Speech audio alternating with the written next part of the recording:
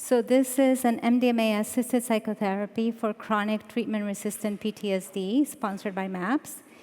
And so for chronic treatment-resistant, it meant that they had to have had either psychotherapy and medication or one or the other. So either combined or together for at least 6 months, and that they still met criteria for chronic PTSD.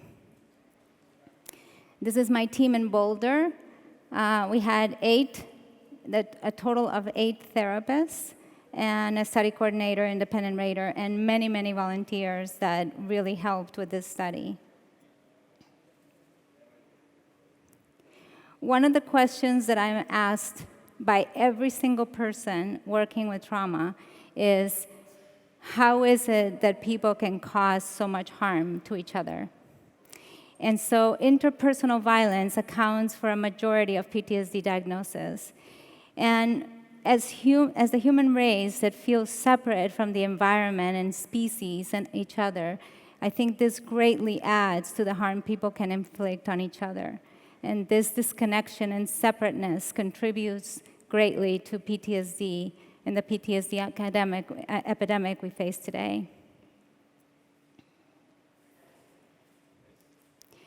PTSD is the ultimate in separateness because it really magnifies that feeling of disconnection and fragmentation, and there really is no integration of experience, and there's a disruption in all the functions that we normally have of consciousness and memory and identity, and body awareness, perception of the self and environment, and there's detachment. So it's really kind of like the ultimate in separateness. With vets, in World War II, 15 to 20% of soldiers fired with an intent to kill. In the Vietnam War, 95% did. So this idea of separateness and disconnection gets even worse as time goes by. And the price paid is that veterans die. There's more veterans that die of suicide than they do in combat. And right now in the United States, it's estimated that 22 veterans commit suicide every day, and this is a conservative estimate. So this separateness leaves you with this traumatized self, where there's nothing else available. So it's formed by traumatic experiences, that there's an identification with the traumatic experience, and there's very little resources and ability to experience trust and joy and goodness, and difficult to move out of it, out of this frozen state. Before the study, this participant said, "My experience is a burden even to myself. Except for fear, despair, and anger, my feelings seem to be on the other side of the river where I can't reach them. I am unable to join with life." And so comes MDMA. And so MDMA allows for the recognition of the self as a profoundly intimate connection. So is it possible that MDMA can potentially heal separateness? The same participant that I just quoted said this after the study. "A pivotal moment in my healing came when I realized that I felt enormous compassion for me as that war-torn woman I saw myself as during the treatment. Every day since, I have been able to embrace her, me, with compassion and love, and in doing so, project this most precious and essential feeling onto the world." And 2 more. "I had learned to block people's energy and remain separate. Now I notice a sense of being side by side as equals. The energy is so subtle, I need to be quiet to feel it. Is this what is going on for everyone on some level if we allow it? I love having my power now. I find that every time I stand up for me, I am standing up for all of me. The little one and the teenager and the college student and the wife, all of me feels loved by me. I trust me now, all of me." And as Ram Dass wrote, were just walking each other home. So it's this idea of, can MDMA begin to heal this disconnection and this separateness? Our observation in the study was that people were able to trust and open up about their traumatic experiences if they were able to be resourced enough, if the resources were balanced with the traumatic experience. And this seemed to be true. So these are some of our clinical observations, that from fragmented and disconnection came movement towards wholeness, that feeling trapped and unworthy, awareness of possibilities, narrowing of perception, tunnel vision, facilitates new ways of thinking. A sense of isolation with PTSD, a sense of belonging during their treatment. Attachment to trauma, self-expansion. They began to explore their own desires. Numbness and dissociation, aliveness and association. Energy spent denying the truth, acceptance of what happened. Unable to self-regulate, more predictable sense of self.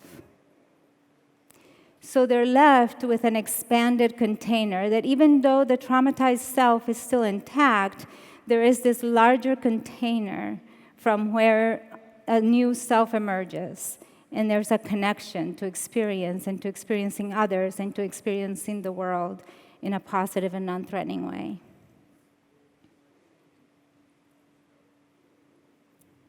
This is our treatment room. A lot of people have talked about set and setting.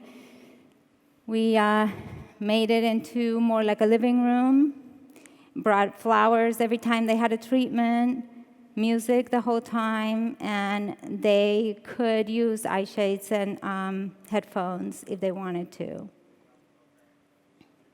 Our study objectives were to explore safety and efficacy, and so far we have not, in any of the phase 2 studies, we have not had any serious adverse events. We worked with 23 participants. It was a double-blind, controlled dose response. So we were testing 2 full doses, 125 and 100, and we always offered a supplemental dose an hour and a half later, and that was always half of what they got to begin with, and an active placebo of 40. We also were testing a combination of different teams. Does this make a difference? Different therapeutic teams, and we did not see any difference in ours. And to understand further, MDMA in conjunction with psychotherapy and how it works and who benefits. And we still need a lot more research, but these preliminary studies have really positive results. Our study structure, so the participants had to meet treatment-resistant PTSD. The outcome measure we used was the CAPS, the clinician-administered PTSD scale. It's kind of like the gold standard for PTSD, and other additional measures. In the CAPS goes from up to 136. They had to have at least a CAPS of 50 in order to qualify for chronic treatment-resistant. These measures were again done at 1 month, at 2 months, and at 12 months after their last treatment. They had to taper off all medications, which was actually a very, very big challenge for some people. They have had medications for 15 years, some of them had up to 10 medications that they were taking, and they had to taper off all the medications. So as you can imagine, that was really, really difficult and challenging. Fortunately, one of the things that we found is that afterwards, none of them went to the same medications that they were doing before, and most of them do not use medications anymore and felt that it was a really different experience for them of numbing. And then we have medical psychiatric testing. So this is the treatment process. We have screening, then we have 3 preparatory sessions. There are psychotherapy sessions, about 90 minutes. 1 a week. We have the first experimental session, 8 hours with a team of 2, male and female. 3 integrative sessions, and then it repeats itself again. And then 1 month after their second MDMA session, they went through the assessments again, and we broke the blind. So if they were randomized to the full dose, they had 1 more MDMA session, open label.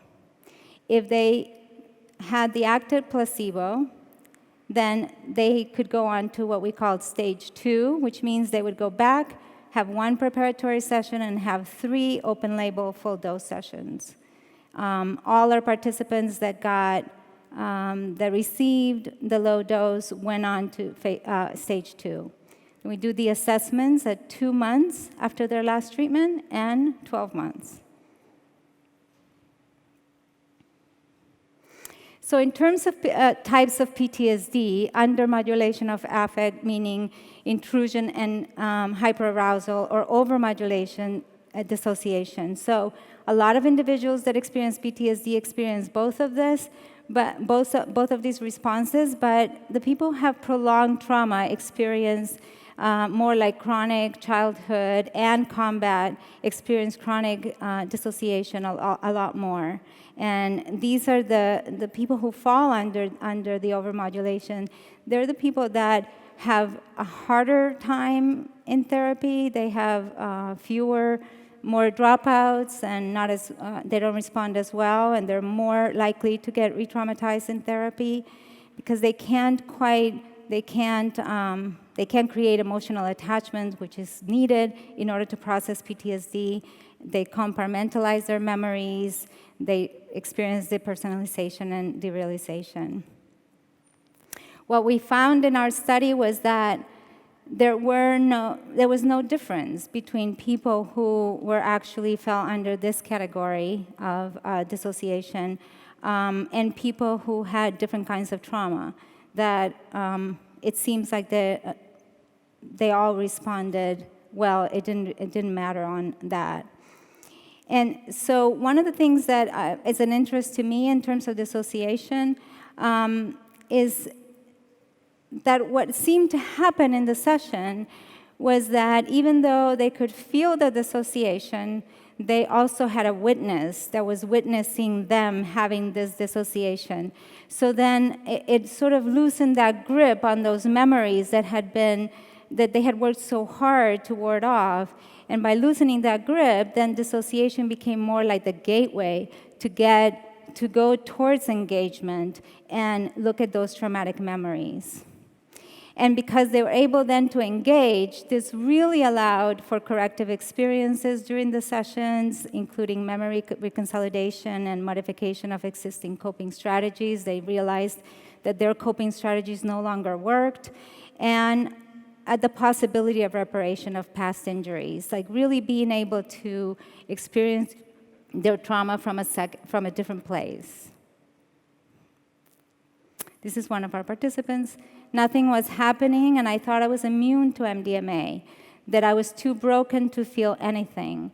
Then everything changed, and I was present. It was scary and foreign to feel my body come fully into the room. I don't think I have ever experienced being that alive before. So a measure that we used for dissociation is the Dissociative Experiences Scale. We used the DSS-2. And on this scoring, if you see, so the blue is the 40 milligrams, where it says primary endpoint, that's after 2 MDMA sessions before unblinding, and then end of stage 1 is after 3, a month after the third. And in the DS, the general population, the average score is about 5. PTSD has the highest, aside from dissociative disorders, has the highest dissociation scores. So as you can see, our population, the red is 100 milligrams, the orange is 125, and the 40 is blue. So you can see that it really, I know this is a small sample, but it really went down, and the downward trend continued even after at the 12-month follow-up. Other therapeutic themes that we observed in the sessions were transference. When you have a male and a female in the room, there's a lot of transference that can happen, both positive and negative, like mom and dad. And so depending on what their trauma was, they could be the nurturing parents, but it could also, there was a lot of transference done with perpetrator and bystander. So it really allows for working with transference.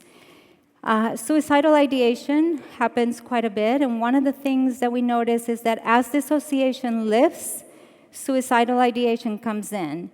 But it was different than the suicidal ideation they had before while they were dissociated, and it was more that they started to feel that when the trauma was happening, they wanted to die. So it really helping them see the difference between you don't want to die now, and you're having these feelings because that's how you felt then, and now you're really associated and experiencing those feelings. And then transpersonal experiences, mostly unity and oneness and connection, and some archetypal images would come up, and also connection to a higher self. One of the most important ones that I found was that I consider a transpersonal experience was this desire to that everybody, if given a chance, goes towards healing. That nobody went into more darkness, that through the darkness they got to healing, and that was it was across the board. Multiplicity, really working with parts that have been fragmented. So I like to say that the MDMA experience is about inviting all your parts into the room and working with all of them, the parts that they haven't liked, the parts that they haven't been familiar with, especially. Familiar roles, there's a disturbed homeostasis. It's like, now what do I do? The way I've coped in my life is not working anymore, and I have to find new ways of relating. And this also involves family members, because a lot of family members weren't prepared for the change, so they also have to be a part of the healing process, and a lot of engagement and attachment. I received a teaching from what I know to be my higher self, and because it came from me, there is no way that I won't take it seriously. It was in no way an out-of-body experience. It was being in direct contact with my inner wisdom. So these are some preliminary results. We haven't totally finished our study. We have 6 more participants that have not completed their 12-month follow-up. So, and this one goes only to stage 1, which is 2 months. A month after their second treatment. So everybody in this graph has had 2 treatments or 3 treatments. So the blue is the 40 milligrams, they've had 2, and 125 and 100. And as you can see, so our average CAPS was 92, very high. The range was from 54 to 128. So if you start right there at 92 and you look down, I mean, this is the dark line that you see is the 50 mark.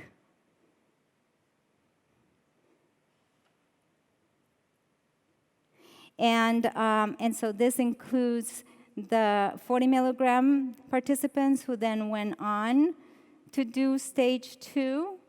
So secondary endpoint, where it starts with secondary endpoint, that is after they've done 4 treatments, so 2 with the active placebo and 2 with full dose. So if you can see the difference between primary endpoint where they ended and when they started at the secondary endpoint, and then up to the long-term follow-up, 12 months. So these are really promising preliminary results, and we don't have all the data yet, but are excited to get more, especially with depression as well. That seems to be going down. And nobody in the study, everybody said that they got better. That even if if some of them didn't do as well, they still felt that there was a benefit and that they had.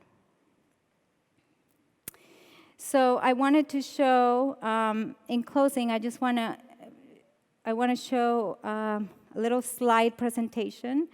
So when we look at these graphs and we look at these lines, I think we tend to forget that these are like people that have risked and done so much work themselves, and that each of those dots represents a person that trusted and participated in our study.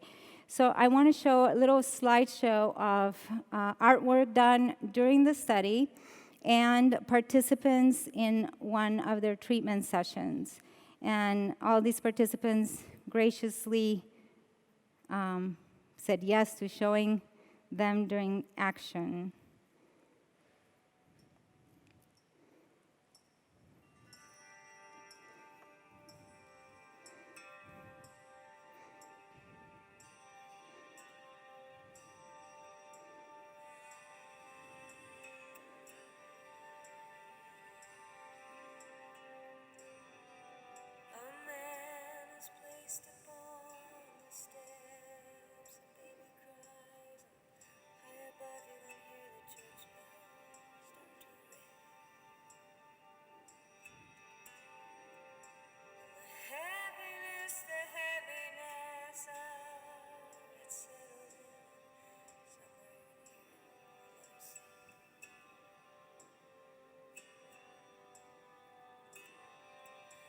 It's one foot, then the other, as you step out on the road. You step out on the road. How much weight, and it's how long and how far and how many times. Oh, before it's too late. Calling all angels, walk me through this life, don't leave me alone. Calling all angels,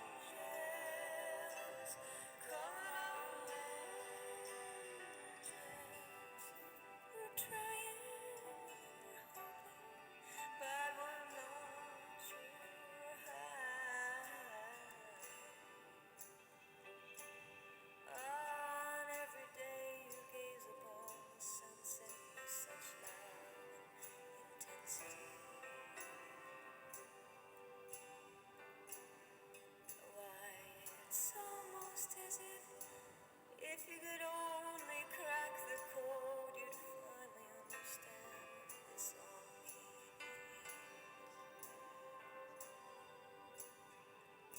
But if you could, do you think you would? I traded all the pain, suffering.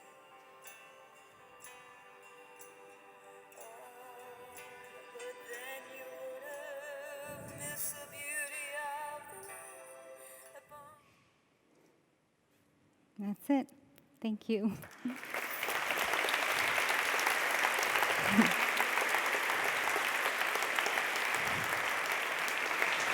Leave the mic on.